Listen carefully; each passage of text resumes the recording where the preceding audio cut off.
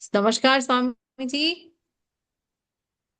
Thank you so much for taking out time for us. अब आपने जो सवाल पूछे थे, I also open the chat. आप अभी भी अपने सवाल चैट बॉक्स में डाल सकते हैं। तो स्वामी जी, आज आईएलडी से रिलेटेड बहुत सवाल आए हैं कि आईएलडी की परेशानी बहुत ज्यादा है, बार बार इस परेशानी में आ रहे हैं।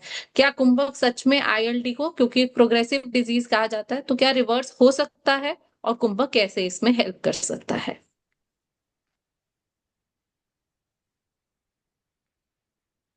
इंटरस्टिशियल लंग डिजीज जब हम कहते हैं, इसका मतलब क्या होता है?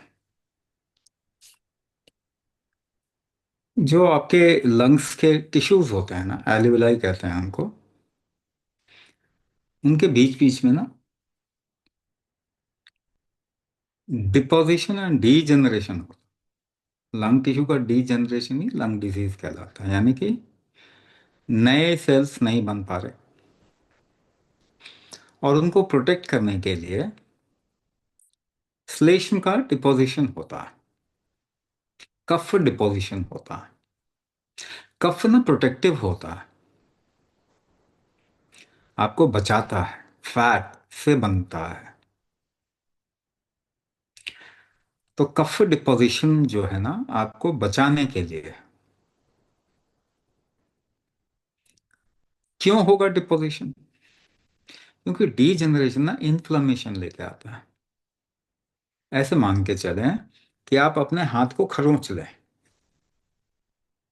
वहां पे जलन होगी। जलन कम करने का सबसे शॉर्ट तरीका क्या है? वहां पे थोड़ा घी लगा लो। जैसे ही घी लगाएंगे जलन कम हो जाती है। तो आपने खरोंचा तो क्या किया? नुकसान किया ना टिश्यूज का। अब टिश्यूज वहां पे दोबारा बनेंगे, रीजनरेशन होगा। लेकिन उसके पहले उसको बचाना है। इन्फ्लेमेशन हो गया, टिश्यू डैमेज हो गया, तो वहां पे उसको बचाएंगे कैसे? आजकल शहरों में ऑलमोस्ट हर एक व्यक्ति का लिवर जो है ना, वो कॉम्प्रोमाइज्ड है, फैटी हो गया है। ऐसा गूगल में जाके पढ़िए।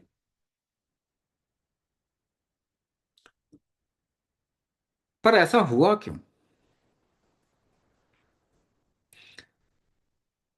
आ, कोई भी व्यक्ति, यहाँ पे जितने लोग हैं, आप पेट्रोल की गाड़ी में डीजल डालेंगे? कितने लोग पेट्रोल की गाड़ी में डीजल डालेंगे? कोई भी नहीं डालेगा। यानी आप समझदार लोग हैं। और कितने लोग ये मानते हैं कि आपका शरीर केमिकल खाने के लिए डिजाइन हुआ था, इसका डिजाइन केमिकल खाने के लिए हुआ था? कोई मानता है इस बात को? आप पेट्रोल की गाड़ी में डीजल नहीं डालते क्योंकि वो डिजाइन नहीं है डीजल के लिए, मगर इस शरीर में केमिकल डालते हैं जो डिजाइन नहीं है केमिकल के लिए। तो केमिकल से तो ये ठीक नहीं होने वाला। ये तो बात पक्की है। इसका प्रूफ है क्या? 100 साल में आईएलडी तो किसी का भी ठीक नहीं हुआ। मगर किस चीज से? दवाइयों से। दवाइयों से तो ठीक नहीं हुआ। लेकिन आपके दिमाग में फिर भी कुछ ऐसा आ रहा है या डाला गया है कि कोई नई दवाई बन जाए जिससे कि आईएलडी ठीक हो जाए। आप यही कह रहे हैं कि पेट्रोल की गाड़ी में डीजल डालते डालते कभी तो चल जाएगी। अगर गलत उम्मीद करेंगे तो क्या आपको रिजल्ट मिलने वाला है? तो दवाई से तो लंग का इश्यू ठीक नहीं होता। ये 100 साल में हमारे पास बहुत एविडेंस है। कफ डिपॉजिट हो गया, आपको थोड़ी तकलीफ हो रही है तो कफ निकाल दिया, नैक नेबुलाइजेशन कर लिया, एनेस्टाइलसिस्टीन डाल दिया उसके अंदर। कफ थोड़ा निकल गया, आपको थोड़ा आराम मिल गया, मगर आपकी प्रॉब्लम तो गई नहीं, डीजनरेशन तो गया ही नहीं। नए टिश्यूज बनाएगा कौन? कौन सा डॉक्टर आपके लंग के टिश्यूज नए बना सकता है, ये बताइए। ये आपका दोस्त हो या आपका परिवार हो जो आपके लंग्स के टिश्यूज नए बना देगा? कौन बनाएगा? लंग्स के टिश्यूज आपका ही शरीर बनाएगा ना, कोई और बना सकता है?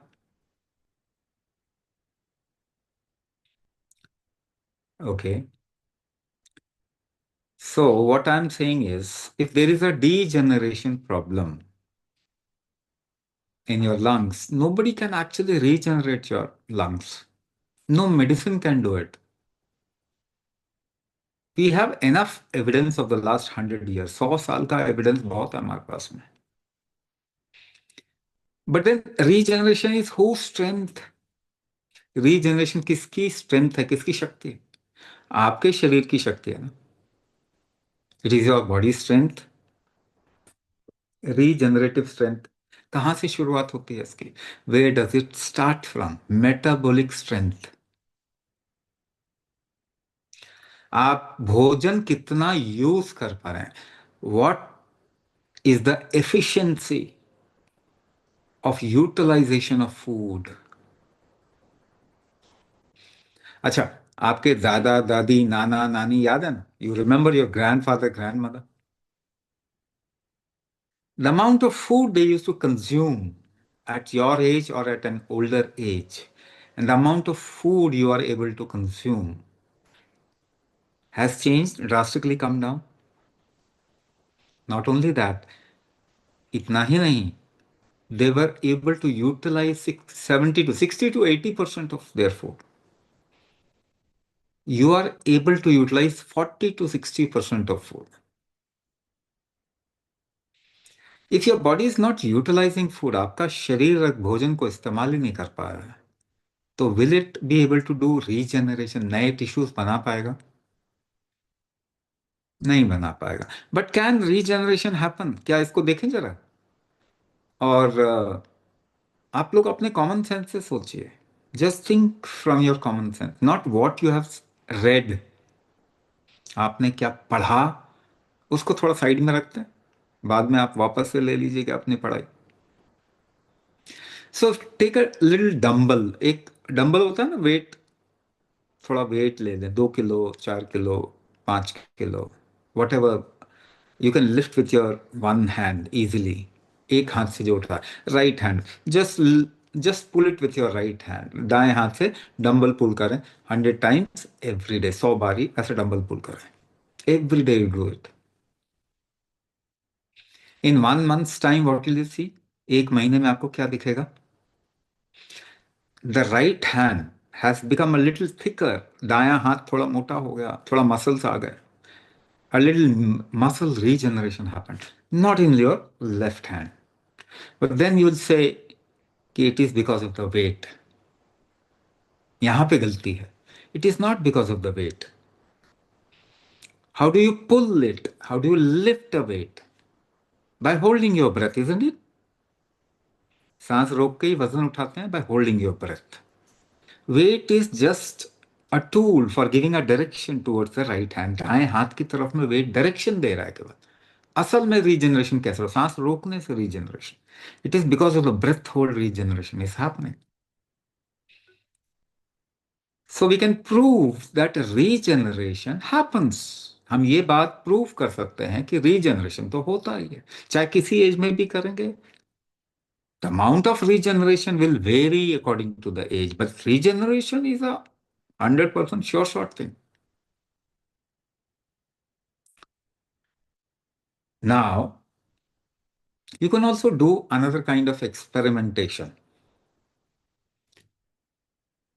Uh, Call a worker, construction worker at your home for 1 meal. एक बारी भोजन के लिए एक कंस्ट्रक्शन वर्कर को, एक मजदूर को अपने घर में इनवाइट करें. You just invite one construction worker and you sit with that person to have food. उसके साथ में भोजन करने करें. And see the amount of food that person can consume and the amount of food you can consume. आपसे 2-3 गुना ज्यादा वो खा जाएगा. And he'll not have any problem. Why? He is able to utilize more food, उसका शरीर ज्यादा भोजन इस्तेमाल कर पा रहा है। Why his body is able to utilize more food, उसका शरीर, दोनों में बोल रहा हूँ भाई, अभी ऐसा मत बोलो। I am talking both the language, दोनों लैंग्वेज में बोल रहा हूँ, अंग्रेजी, Hindi. You just pick up your language, अपनी भाषा को सुने। So why the person is able to utilize more food, वो मजदूर क्यों ज्यादा भोजन करता है आपसे और हजम कर जाता है? उसका मेटाबॉलिज्म अच्छा है, his metabolism is good. But what is metabolism and why it is good for that worker? उसके लिए मेटाबॉलिज्म क्यों अच्छा, आपके लिए क्यों अच्छा नहीं? तो जरा देखिए, what kind of work that worker does, वो क्या मजदूर कैसा काम करता है, वजन उठाने का, जोर लगाने का, खींचने का, धक्का देने का, pushing pulling lifting wait, and how does he do those kind of work, कैसे वो सारे काम कर रहा है, बार बार सांस रोक के। He is doing kumbhak throughout the day. That is why he is able to utilize more food and his metabolism is good. So I am giving you one formula. If your breath hold capacity is 4 to 5 times more than your inhaling capacity, सांस जितना लेते हैं, the amount of breath you take, if you can hold it for 4 to 5 times more, your metabolism improves. आपका metabolism अच्छा होता है, आपके digestion अच्छी, इसलिए कुंभक करने वाले जितने हैं, when they do kumbha, their digestion improves. Now, because medicine cannot improve your metabolism, दवाई से आपका भोजन इस्तेमाल करने की कैपेसिटी नहीं बढ़ती, तो दवाई से रीजनरेशन भी नहीं होता। Medicine cannot do regeneration, and the doctor is right in saying it. Doctor जब आपको बोल रहे हैं कि ये ठीक नहीं हो सकता, तो बिल्कुल सही कह रहे हैं, मगर फिल इन द ब्लैंक्स छोड़ रहे हैं, you are not filling the blank space. When the doctor says it cannot be corrected, the doctor is also saying through medicine. जब एक डॉक्टर बोलता है कि ये ठीक नहीं हो सकता, उसके आगे का शब्द क्या है? मेडिसिन से ठीक नहीं हो सकता।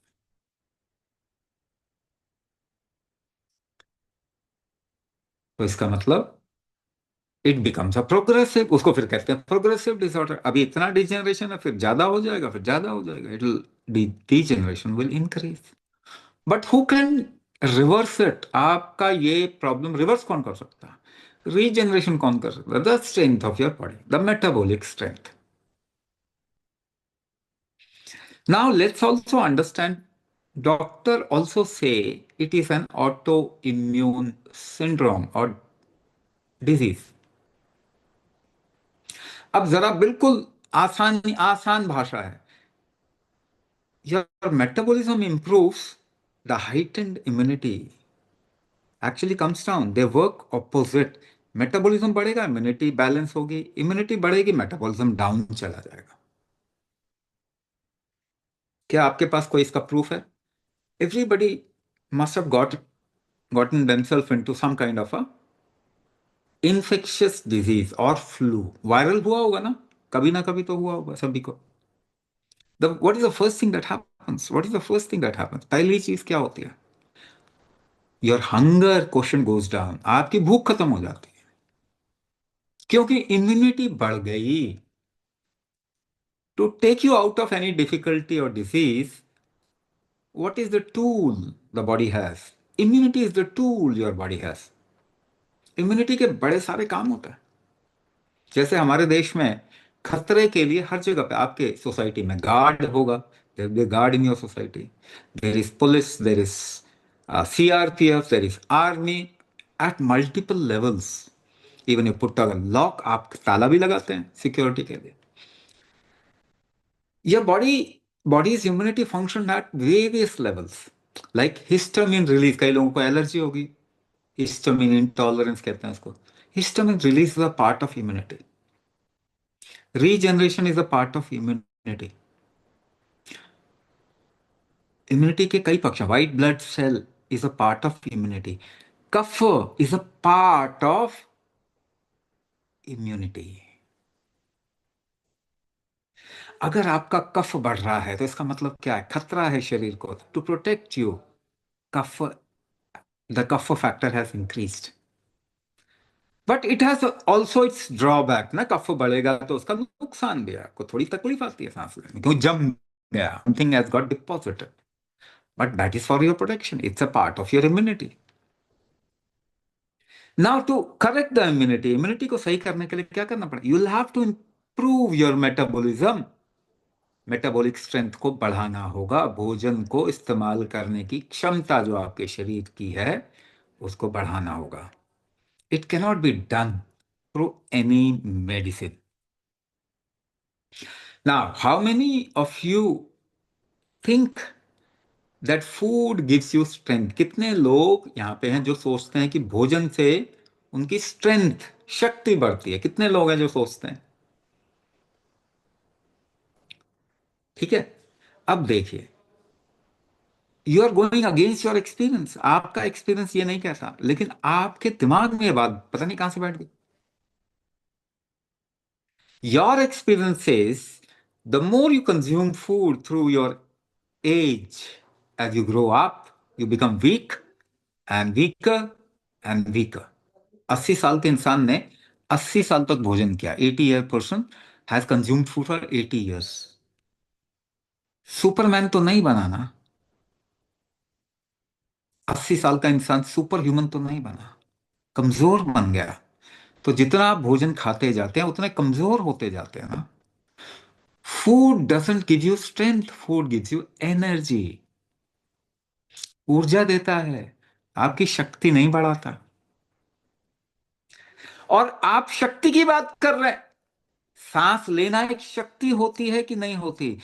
Inhaling, excelling is a strength, digesting food is a strength, lung function is a strength, heart function is a strength, moving your body depends upon your strength, lifting a weight depends upon your strength। शक्ति पे ही आप काम कर रहे हैं, कोई भी काम करते हैं। प्रॉब्लम कहां आ गई आपकी? आपकी जो कहते हैं गृहपत्य बल, भोजन पचाने का बल, शक्ति, वो कमजोर हो गई। अब रीजनरेशन नहीं, अब वो बल ना तो मेडिसिन बढ़ाएगी, that strength you can't increase through medicine, you can't increase through food।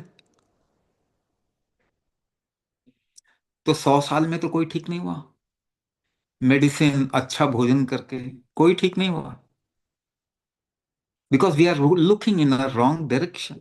बल वृद्धि का नियम क्या? Let's understand it. What is the what you call a secret of increasing strength? So शास्त्रों में भी ये आता है। There is a conversation between Shiva and Parvati. Parvati asked Shiva, किम बलम सर्व बलम, वो कौन सा स्ट्रेंथ है जो सभी का स्ट्रेंथ है, जिससे स्ट्रेंथ बढ़ता? एंड महादेव आंसर्स, कुंभक बलम सर्व बलम। So even if you do some kind of an exercise, exercise करते हैं, कैसे करते हैं? पीछे आप ध्यान नहीं देते। You hold your breath in variable proportion, you lift weight, you hold your breath, you balance yourself, you hold your breath। Balance करते हैं, walking, jogging, yoga, Zumba, aerobics, dancing, singing, कुछ भी करते हैं, वॉट एवर यू डू, कुछ भी करते हैं। How do you do it? By holding your breath in variable proportion. अपनी सांसों को रोक रोक के अलग अलग अनुपात में आप रोकते हैं। चेयर से भी उठना, even if you have to get up from a chair, what did you do? क्या किया? सांस रोक ली। तो अगर आपकी स्ट्रेंथ किसी और एक्टिविटी से भी बढ़ती है तो वो कुंभक से ही बढ़ती है। It is because you are holding your breath, you are doing kumbhak, that's how you improve your strength. But then those things are not designed in a particular manner to function in a particular direction. वो चीजें design नहीं है ना कि किसी चीज lung को strong करने के लिए या फिर आपके लिवर को स्ट्रांग करने के लिए, किडनी को स्ट्रांग, वो ऐसे डिजाइन नहीं है। फंक्शन करेंगे, एक्टिविटी करेंगे, आपको फायदा होगा। बट जेनेरिक है। कुंभक स्पेसिफिक तरीके से, because you see in today's time, if somebody says do lot of exercise, 2 घंटे exercise, will you be able to do exercise for that long? No, 1 घंटा एक्सरसाइज नहीं कर पाए। Even if you push yourself, your lungs, your heart, your kidneys, your liver, ये सब कमजोर है ना आपके, तो ज्यादा एक्सरसाइज करेंगे हार्ट अटैक आ जाता है। आजकल यंगस्टर्स को भी बैडमिंटन खेल रहे हैं, क्रिकेट खेल रहे हैं, वेट ट्रेनिंग कर रहे हैं, हार्ट अटैक आ गया। मगर if you sit and do kumbhak, बैठ के कुंभक करना होता है, you sit and do kumbhak, your internal organ, the strength of your internal organ will improve. उनका स्ट्रेंथ बढ़ेगा, उसके बाद आप एक्सरसाइज, योगा शोगा करो, जो मर्जी करना है करो। Once you improve the strength of your organs, then you can take the leverage of using it a little more intensely. थोड़ा इंटेंस करके यूज कर सकते हैं ना, अगर वो स्ट्रांग है। वीक है तो मुश्किल हो जाएगा। आप करेंगे, आपकी body, your body will not allow, your body will not allow to do yoga and exercise and Zumba and these and, आपकी बॉडी अलाउ ही नहीं करेगी। And if you push yourself, there can be a damage. अगर आप ज्यादा जोश में आ गए तो नुकसान भी हो सकता है।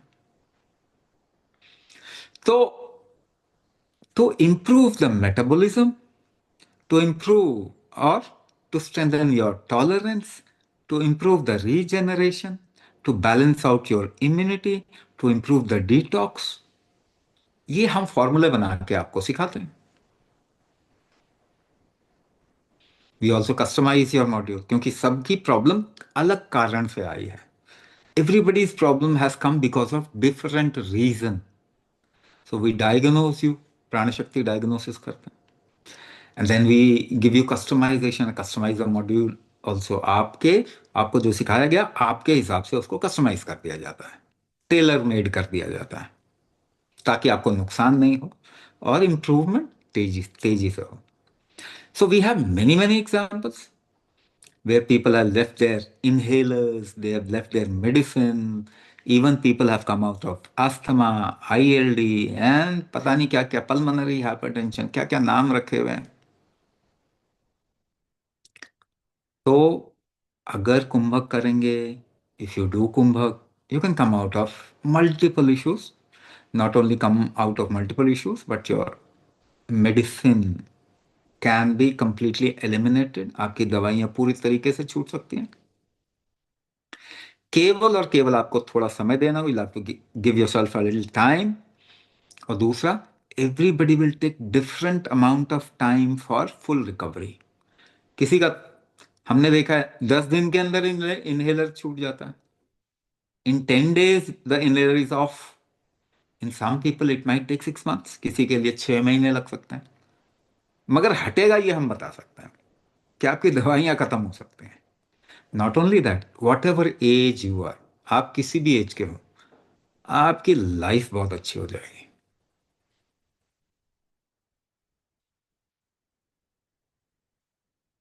स्वामी जी, ये एक आपने बहुत सारे सवालों का तो जवाब दे दिया है। ये प्रसन्ना जी कहते हैं कि bleeding from right nostril, operation done, but no relief in breathing problem while sleeping, feel thirsty in dry in sleep mode and disturbs the sleep. तो ये सी व्हाट हैपन्स, इसको डी कोड थोड़ा करेंगे ना, बड़ा लंबा समय लग जाएगा, बट आपको शॉर्ट में थोड़ा बताने की कोशिश करता हूँ। There are people whose body is in a state where most of time one nostril is open. ऐसे लोग हैं जिनकी शरीर की स्थिति ऐसी है कि ज्यादातर समय एक नॉस्ट्रिल ज्यादा ओपन रहता है, दूसरा कम रहता है। कई बार इसको कहते हैं कि यहाँ पे बोन आपकी बढ़ गई। बोन से कोई सांस का लेना देना नहीं है ना। बोन से सांस का लेना देना नहीं है, आपकी खींचने की शक्ति से सांस का लेना है। The strength through which you inhale and exhale, that strength is more important. तो अब राइट नॉस्ट्रिल से, if the body wants to inhale and exhale from the right nostril, what does it mean? It means that metabolic heat in your body is weak. आपका शरीर के अंदर जठराग्नि कमजोर है. When you inhale and exhale through the right nostril, the heat factor of your body increases. But if the heat is more inflammation in the body, शरीर में ज्वलनशीलता ज्यादा है, पित्त प्रकोप है, टेम्परेचर बढ़ा हुआ, then your body will more often inhale and exhale from the left nostril to cool it down. आपका शरीर कोई भी गलती नहीं करता, आप गलती कर सकते हैं. तो ये body doesn't do anything wrong, but we think ये शरीर ये गलत कर रहा है. अच्छा, हम मान लेते हैं इस बात को, वी कुड हैव एक्सेप्टेड कि ठीक है जो डॉक्टर बोल रहे हैं, whatever doctors are saying, they are saying right, but then where is the proof?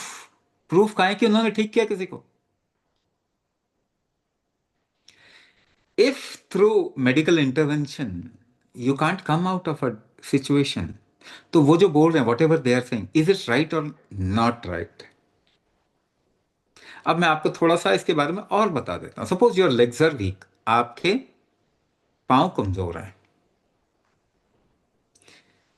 So the doctor will say use wheelchair, wheelchair use करो. पर क्या व्हील चेयर यूज करने से आपके पांव मजबूत हो जाएंगे? If you start using wheelchair, will your legs become strong? तो व्हील चेयर यूज करके are we doing good to the body? क्या व्हील चेयर यूज करके सही काम कर रहे हैं? नहीं. हाँ, when the severity of weakness is more, जब कमजोरी ज्यादा है, कुछ समय के लिए सपोर्ट ले सकते हैं. You can take a little support, but support is not a treatment, है ना? You are taking oxygen, your oxygen concentration is low, you are taking oxygen from concentrated oxygen from outside. तो आपके शरीर की oxygen concentration बनाने की क्षमता तो नहीं बढ़ेगी. The absorption of oxygen in your body will not improve.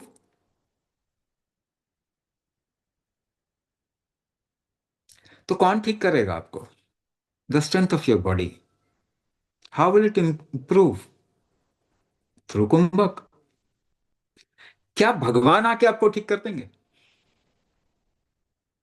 He has done his work. उन्होंने तो अपना काम कर दिया, आपको शरीर दे दिया, which is a self correcting mechanism. The body is self correcting mechanism. तो राइट से ले रहे हैं, लेफ्ट से ले रहे हैं, there is lot of problem in your body. Yes, at this point of time, whatever support you want to take, you can take support. But लेकिन क्या आप इस शरीर की बल वृद्धि कर रहे हैं? तो आप ठीक कैसे होंगे ये बताइए? How will you recover? So you will have to improve the shad बल.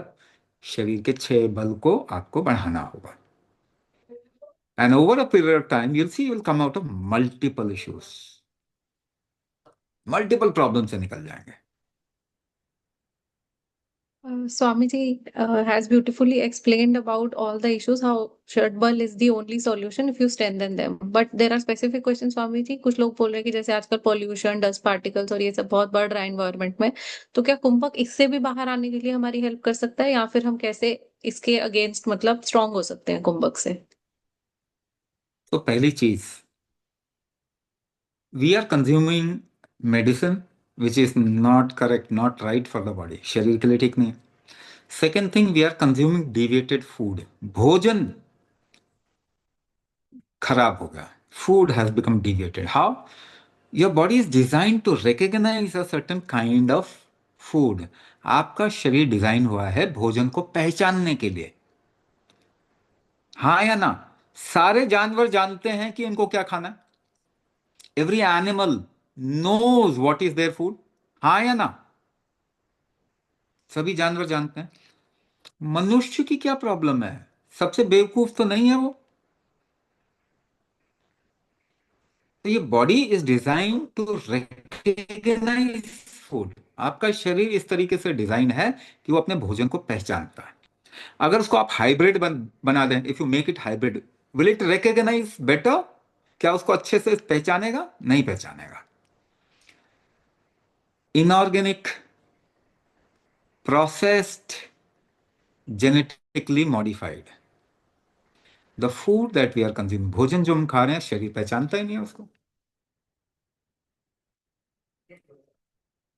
अब यू कांट इरेज और रब ऑफ द पोल्यूशन।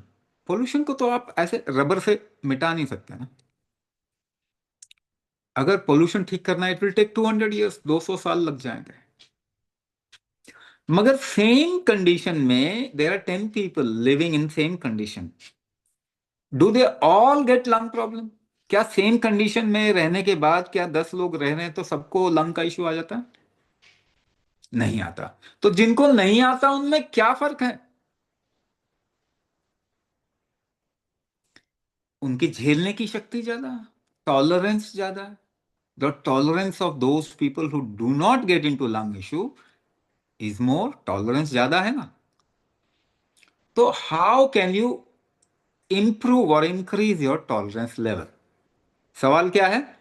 अपना टॉलरेंस कैसे बढ़ाएं ताकि पोल्यूशन होने के बावजूद भी हमारी लाइफ बेटर हो, राइट? अब फिर से वही example, let's take one example. You lift 10 kg weight, tolerate करो 10 किलो का वजन। कैसे करेंगे? How do you do it? By breath hold, सांस रोक के करते हैं। You have to tolerate 20 kg weight now. अब 20 किलो का वेट वजन आपको उठाना है और झेलना है। कैसे करेंगे? आपकी सांस रोकने की शक्ति बढ़नी चाहिए। If you have more breath hold capacity, 20 kg will not do any damage. 30 kg, you will have to improve your breath hold capacity, tolerance level बढ़ाना पड़ेगा, तब वो 30 किलो आपको डैमेज नहीं करेगा। आपका टॉलरेंस कम है तो डैमेज कर देगा। So what is tolerance? Tolerance है क्या फिर? Your breath hold capacity is your tolerance. दूसरा एग्जांपल लेते हैं। खड़े हो जाइए and tell somebody to push you. खड़े होके किसी और को बोलो कि आपको धक्का देके गिराने की कोशिश कर। आपको उसके धक्के को टॉलरेट करना है, झेलना है। How do do it? कैसे करेंगे? You will hold your breath and hold the ground. आप सांस रोक के अड़े रहने की कोशिश करेंगे। What is your tolerance? Breath hold capacity is your tolerance. Now somebody wants to punch you. कोई आपको मुक्का मारना चाहता है, and what will you do to tolerate that punch? वो मुक्के को झेलने के लिए आप क्या करेंगे? सांस रोक के शरीर को टाइट कर लेंगे। You will hold your breath and tense your body, isn't it? मान रहे हैं सभी इस बात को? तो टॉलरेंस क्या है? Breath hold. तो now look at in last 3 generation what have we lost. 3 generation में क्या खो दिया हमने? वापस आ जाते हैं। दादा दादी, नाना नानी, कितना वजन उठाया, how how much work they used to do. Their tolerance power was more, your tolerance strength is less. So what have we lost in 3 generation? 3 generation में क्या खो दिया हमने? Breath hold capacity. आप लाइफस्टाइल ये वो 50 चीजें बोलोगे, कोई सोल्यूशन नहीं मिलेगा। क्या खो दिया 3 जनरेशन के? In the last 3 generation what have we lost? Breath hold capacity, सांस रोकने की क्षमता खो दी हमने, टॉलरेंस खो दिया हमने। तो टॉलरेंस बढ़ाना है कि नहीं बढ़ाना है? सबको बढ़ाना है ना। In today's time kumbhak is urgently required by the people of the world. दुनिया के लिए कुंभक अर्जेंटली चाहिए, urgently. Because the more medicine you consume, the more damage will happen to your system. And this is your experience also. आपके शरीर का अनुभव है, ज्यादा दवाई और प्रॉब्लम और प्रॉब्लम और प्रॉब्लम और प्रॉब्लम। नाउ दवाई के साइड इफेक्ट को भी टॉलरेट करना पड़ेगा आपको। You have to tolerate the side effects of your medicine also, and that also will happen through kumbhak. तो कुंभक का ऑप्शन नहीं है, चॉइस तो आपकी है, मगर अगर मुझसे पूछिए तो मैं तो कोई चॉइस नहीं दूंगा आपको। बाकी का चॉइस है, बाकी everything you do whatever you want. You want to take Ayurvedic medicine, homeopathic medicine, allopathic medicine, whatever support you want to take, इसका चॉइस मैं आपको देता हूं। कुंभक का एक्चुअल में चॉइस नहीं है, करना ही पड़ेगा।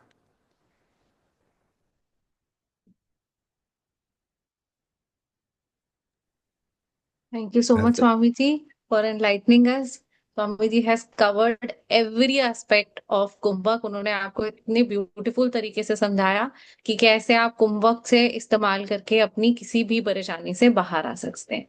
ओके,